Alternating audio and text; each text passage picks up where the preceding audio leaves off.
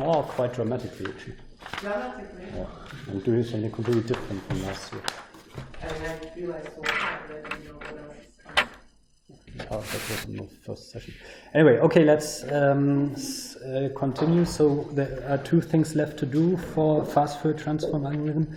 So first, we have to convince ourselves that this decomposition that we just discussed, so that if we consider the DFT values of one sequence and the DFT values of these two even and odd numbered subsequences, that we can actually write this as claimed, so that this actually holds true, because this is of course a analytical result for J0 to n with this periodicity of these sub DFT values. So that's the first thing, and then once we've done that, then we have to also see that we can actually reduce the number of necessary computations to n log 2n and not only once as we saw previously. So the first thing is now to essentially prove this, and that's relatively straightforward. So I'm just going over this proof. So what helps for this proof, and what you also see quite a lot in technical texts on discrete Fourier transforms, is that the notation is again adapted somewhat. So one thing, but that's really a minor thing, is that we set m to be n half. One could also not do that, but I had it in an earlier version, and so I keep it, and it also makes the all the terms a little bit shorter. The other thing that is a little bit less trivial is that one can write one can define this term in the discrete Fourier transform. Maybe I should write that up again so that you see what I'm talking about. So you should always have in the back of your head that these yj are computed by this formula.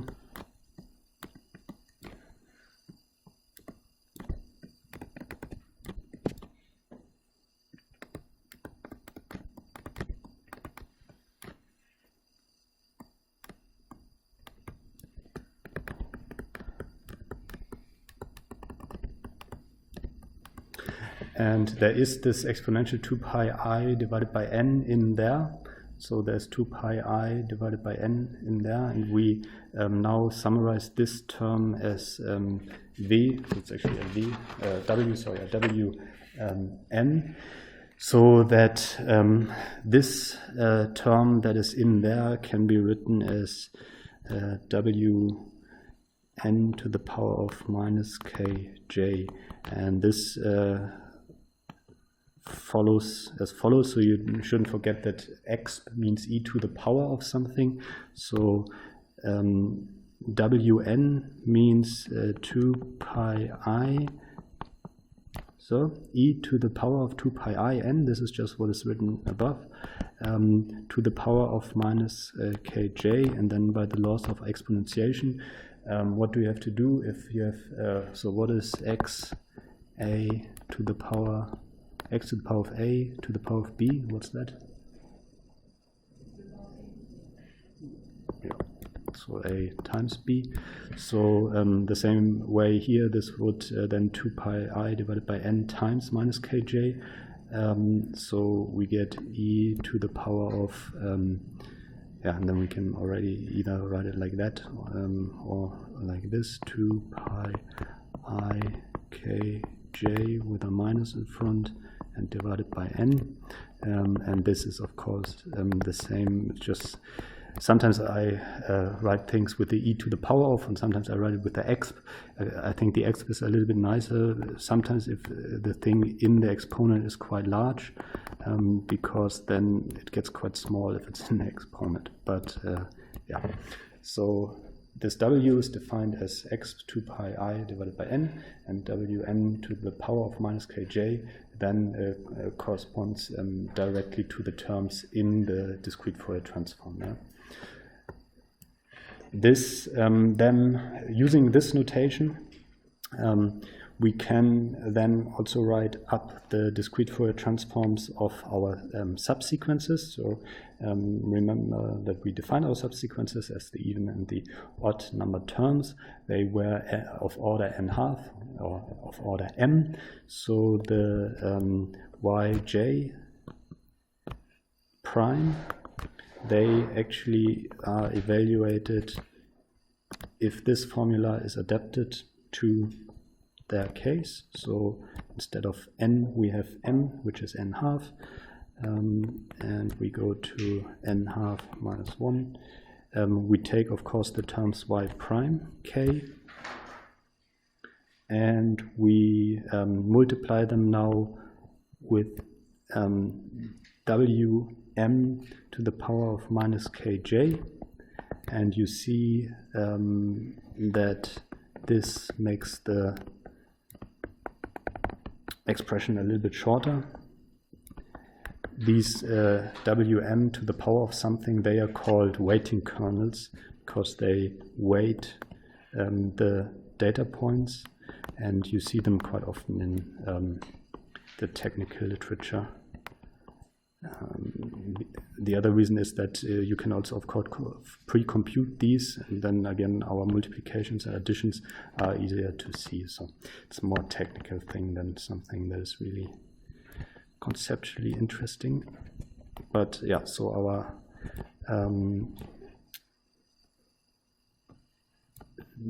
discrete Fourier transform values of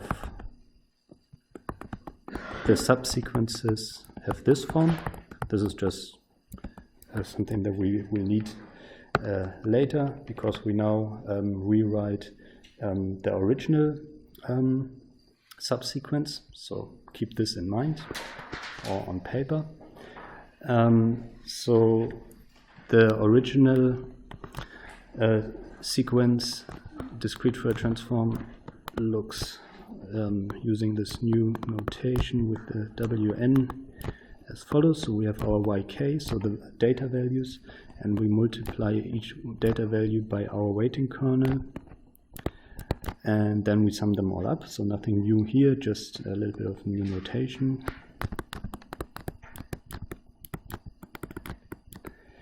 And now what we do is the same thing essentially as splitting up the, in a way, splitting up the sequence. So we split up this sum now in its even and odd terms. So we, so here you have you have all these terms running from k0 to k1, 2, 3, and so on. And of course you can, if you sum something like 10 plus 2 plus 3 plus 4 plus, I'm going always in the order 1, plus 7. Then you can of course compute this sum also as 10 plus 3 plus 1 plus 2 plus 4 plus 7. Yeah, that's the same thing, commutativity of addition. So one can also split such a long, or not so long depending on n, but even sum into two sums comprising the even and the odd terms. And of course we use the same trick to identify even and odd terms as previously. We now go only to n½ because we have just the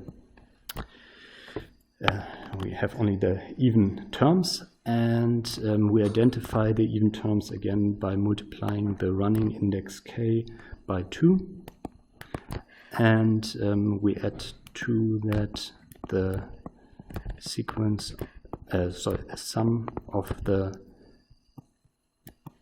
odd numbered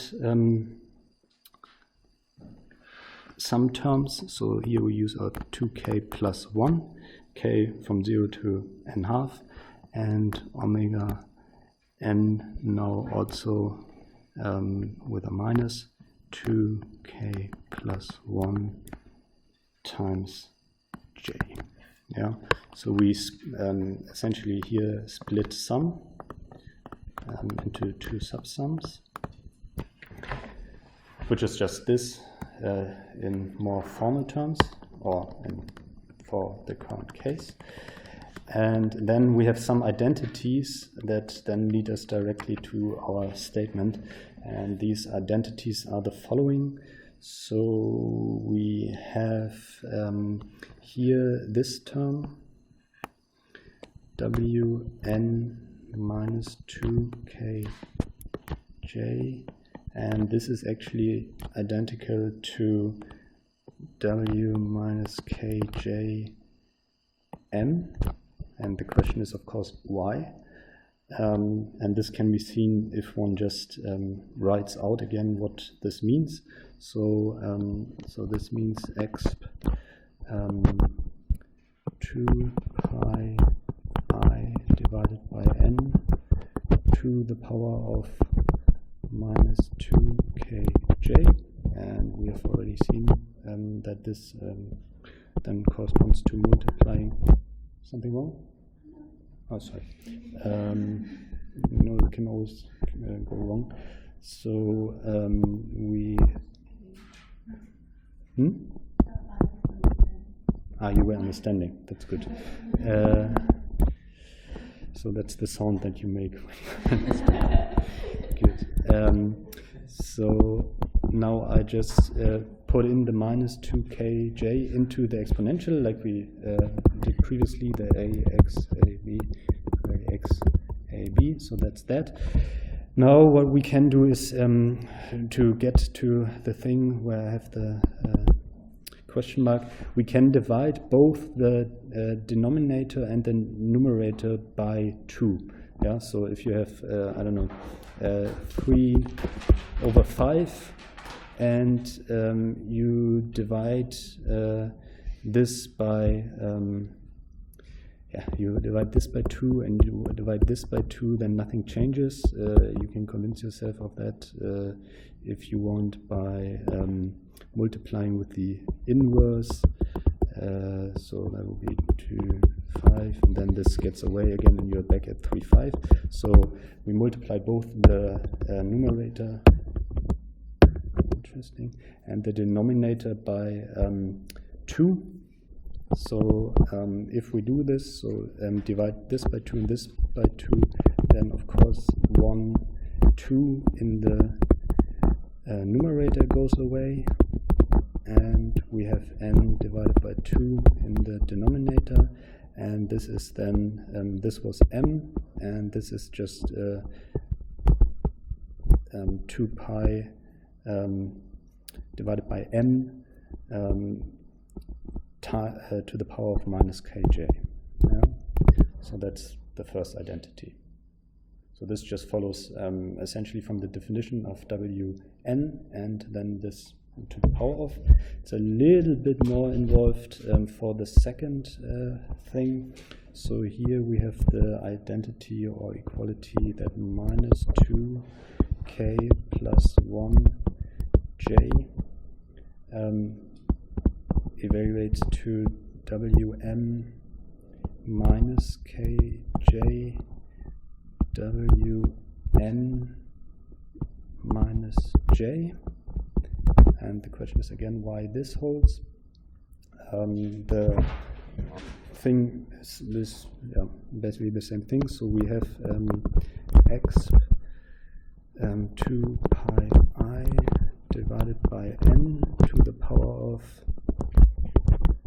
minus 2k plus 1j, which again we can write into the exponential or multiplying the exponent, however you want to see that.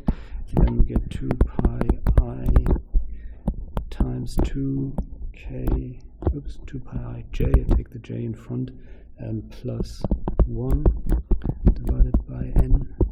Then we can resolve the brackets. So we have 2 pi 2 times, so we have to do this 2 pi ij times 2k. That's 2 pi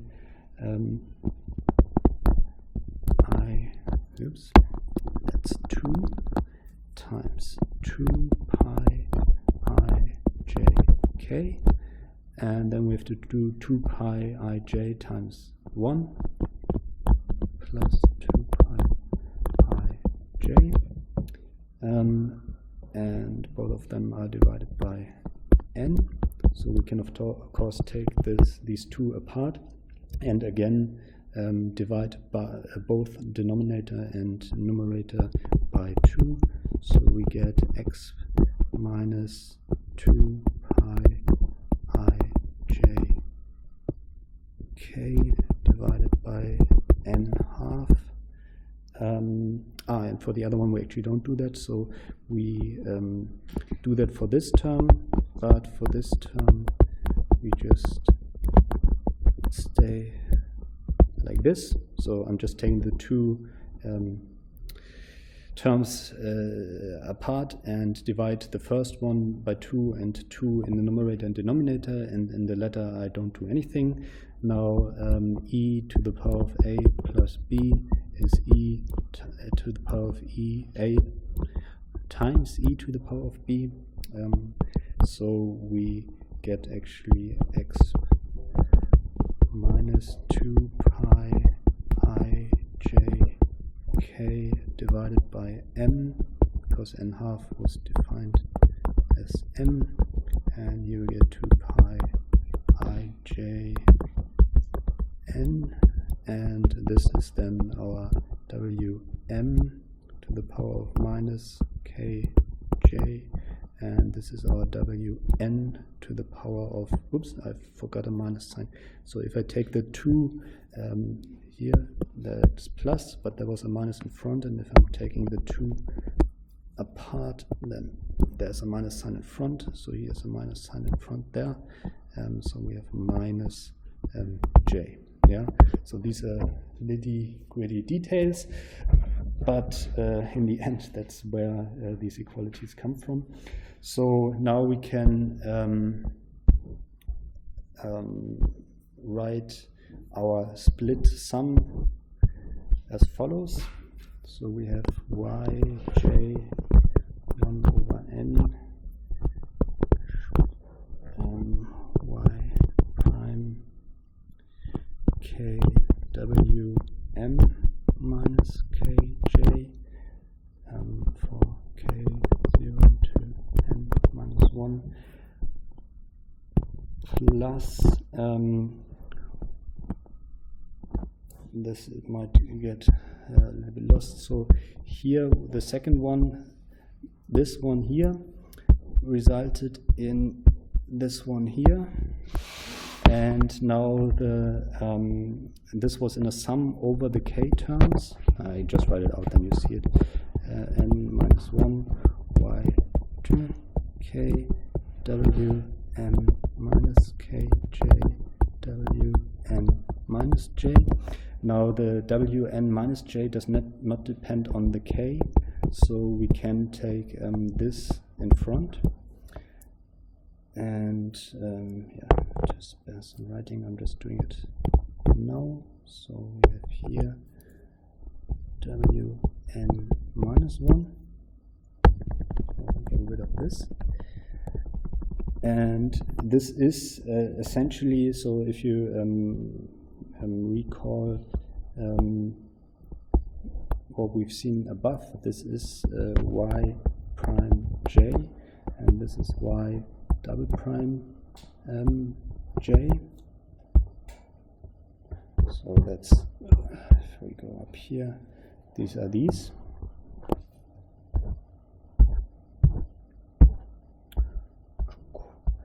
And then the only thing is that these were actually, roughly, this is actually 1/2 these, because they have a m in front of them, as we just saw above, and they here have they have a 1 over m in front of them, and here they have a 1 over n, and n is twice n, because n is n half.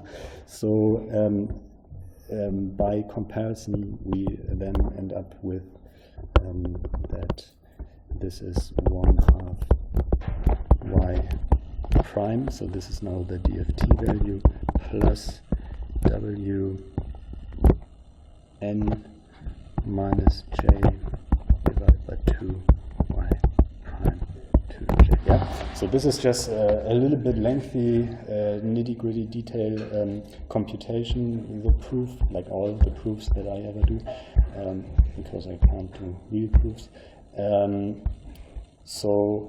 But it shows that this is actually true. Yeah. And you should not, if you see an equation somewhere, especially in cognitive neuroscience papers, you should not, because somebody writes that there's an equation, you should just not trust it. Always find a proof, so then, and if you understand the proof, then it's a real proof, and then you're happy. So don't, just because somebody says that it's like that, that's not what you should trust, although they might not be malevolent, but they might also just make a mistake. Okay, so what we've seen, and we've seen that also before the break, that if we split our computation of the discrete Fourier transform values into the computation of the discrete Fourier transform of two subsequences, then we save numerical operations. We've already seen that, but now the last question that I was going on over the weekend, whether I want to answer it or not, because first I couldn't really explain how it's coming to it, but then I could explain how it's coming to it, so now I want to explain it, is why do we get from n squared to n log 2n? So that's the remaining thing. So we've already seen that somehow this splitting a sequence up saves numerical operations, but why exactly this n log 2n? And the way I clarified that for myself is actually by example. So that's now the FFT magic. So that's the third thing for today. FFT magic. Any questions about the things before? So before we go into this? It was just a long proof with a little bit using exponential rules, but nothing really conceptually interesting. Now, what's the thing to go from n square necessary operations to n log 2n operations? That works as follows, and that's, I think, in the version of the script that you have, that's not really clear, so I'm working on the update. So that works as follows. So the first thing is, if we have an even sequence, so a sequence with even number, so of terms, so k going from 0 to n minus 1 and n even, and this was the whole thing where we started from. Then we can do the following, and I do it by example because that's now easiest. So assume that we have 8 terms in our sequence. Yeah. So then we can of course split this, and this is what we've just seen, into 4 and 4. Yeah. So we take the even terms and the odd terms, and then we have 2 subsequences of 4. So our n is 8. And then we have 2 subsequences of 4 terms. Good. Now we can, of course, split these subsequences again into 2 sequences that have 2 terms. Yeah, so we have a sequence of length 4. We divide it into the even odd terms, have 2 and 2, and another 2 and 2. And then we can split these again in subsequences of length 1. Now the question is, how many numerical operations does it need to compute the discrete Fourier transform value of a sequence of length 1?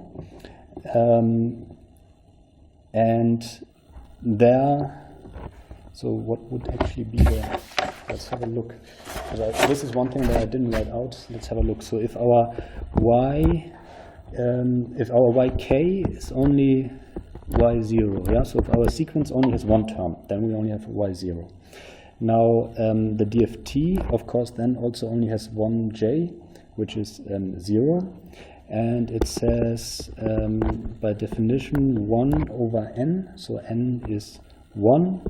So we have 1 times the sum from k to n minus 1, so that's 0, so the sum doesn't happen. That's also clear.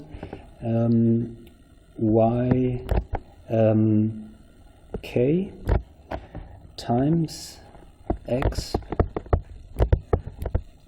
minus 2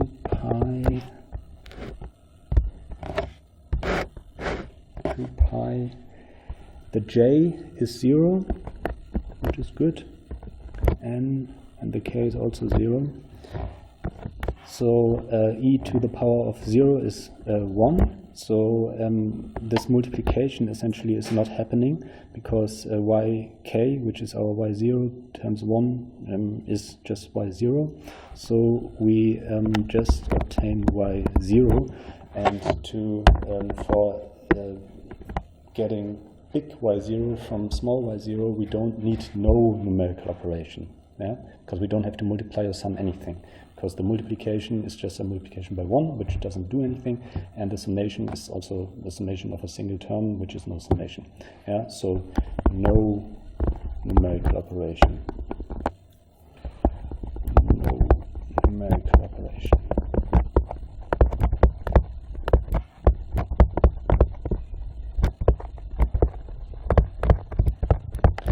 That means we get these y0s here, we get them for free, yeah? Because that's just our raw data, essentially, so that's the sequence.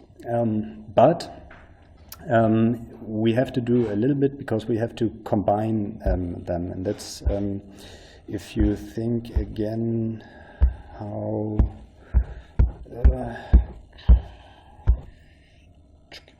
exactly here.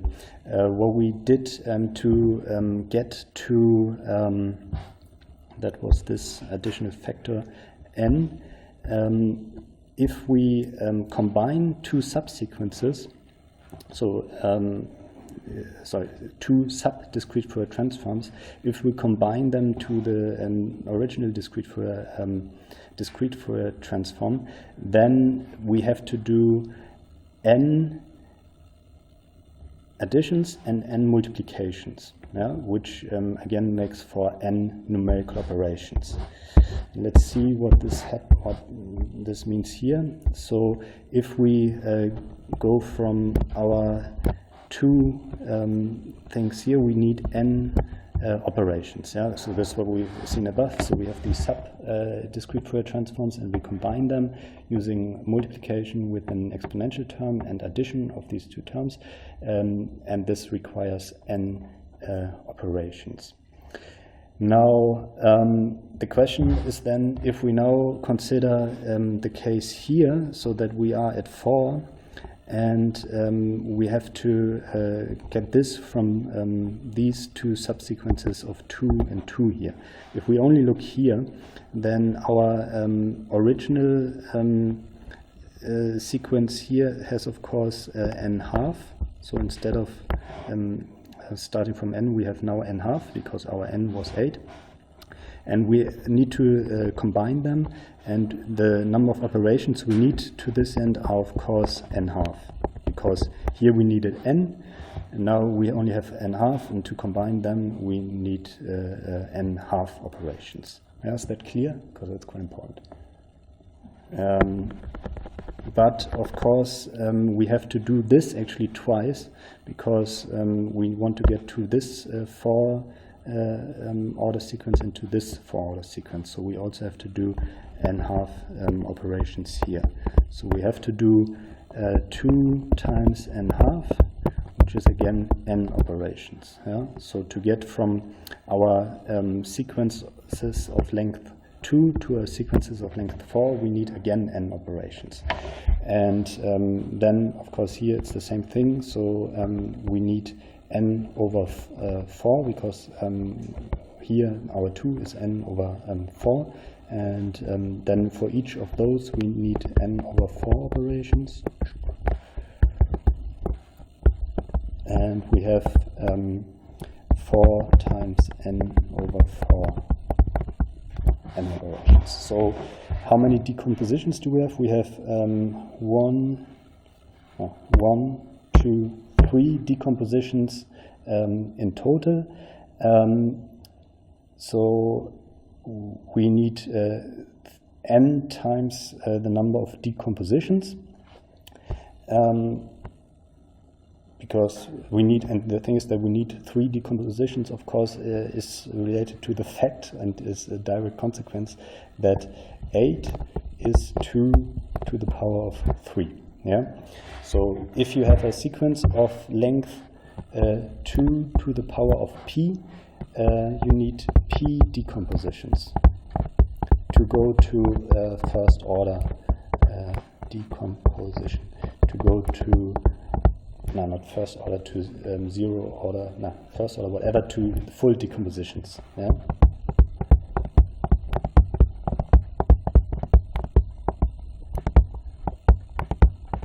This of course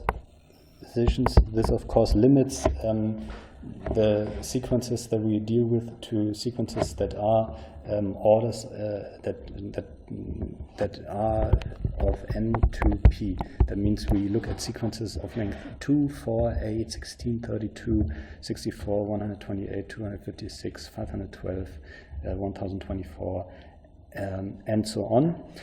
For these sequences that can be written as powers in 2, we now know that for full decomposition into sequences of length 1, we need p decompositions, and for each of these p decompositions, we need n numerical operations. So to do the discrete Fourier transform, we need p times n numerical operations.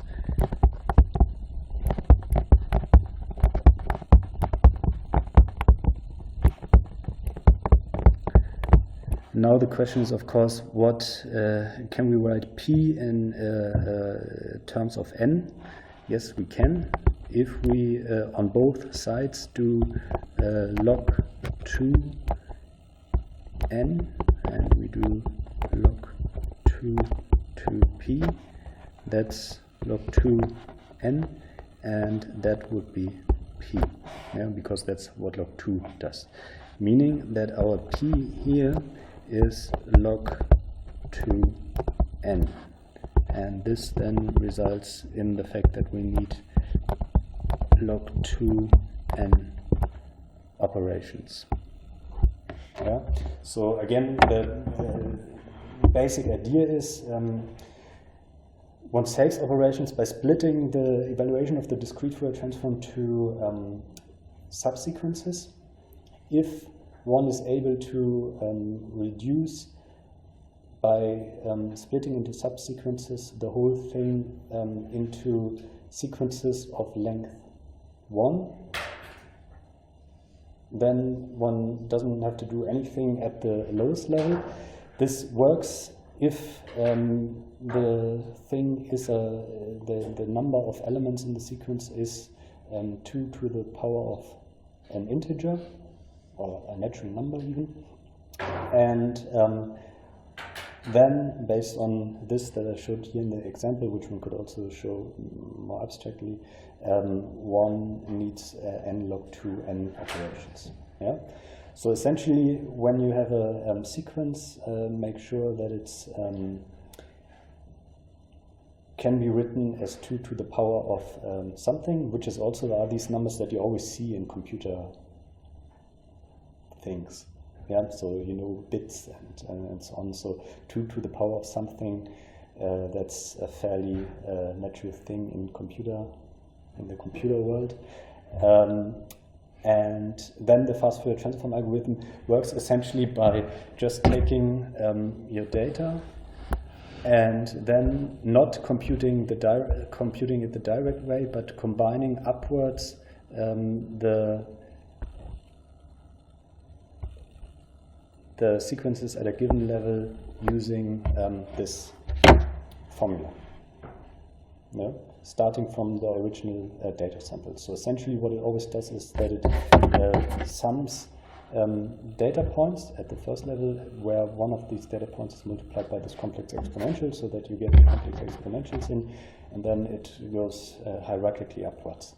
And now if you want to make a scientific career, just state that this is how the brain works, and then for the next 20 years write papers calling that this is how the brain works because neurons are down here and this is the soul, and then you're done.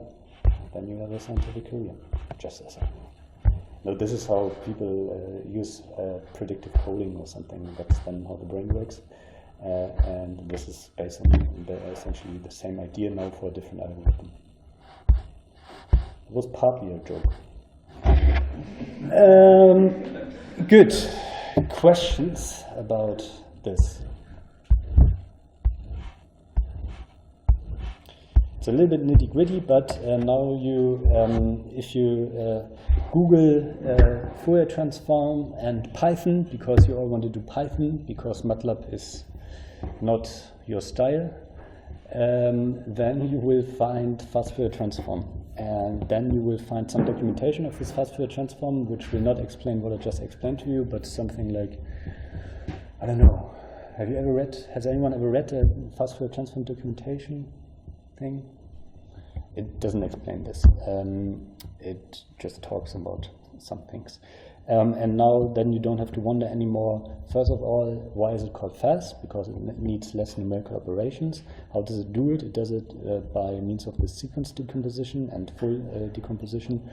And then you also know that it actually computes the discrete Fourier transform of something. It doesn't compute the fast Fourier transform of something because that doesn't exist. It computes the discrete Fourier transform by means of an algorithm which is called the fast Fourier transform. Good, so that was a fairly technical session. So next time I then want to give a little bit more meaning to our discrete Fourier transform formula by discussing the Nyquist-Shannon sampling theorem, so that we understand a little bit more why the discrete Fourier transform actually looks like that. We have a little bit of an idea because it almost looks like the Fourier transform, but one can say a little bit more about this, and that's what I want to do next time. Yeah? Good. Any questions? No. Then let's have a break and continue. Maybe can we start a little bit early? Let's continue at 9:50 with cognitive neuroscience, whatever, because then we can go to the Mensa a little bit before the masses rush. Good. Then let's stop here.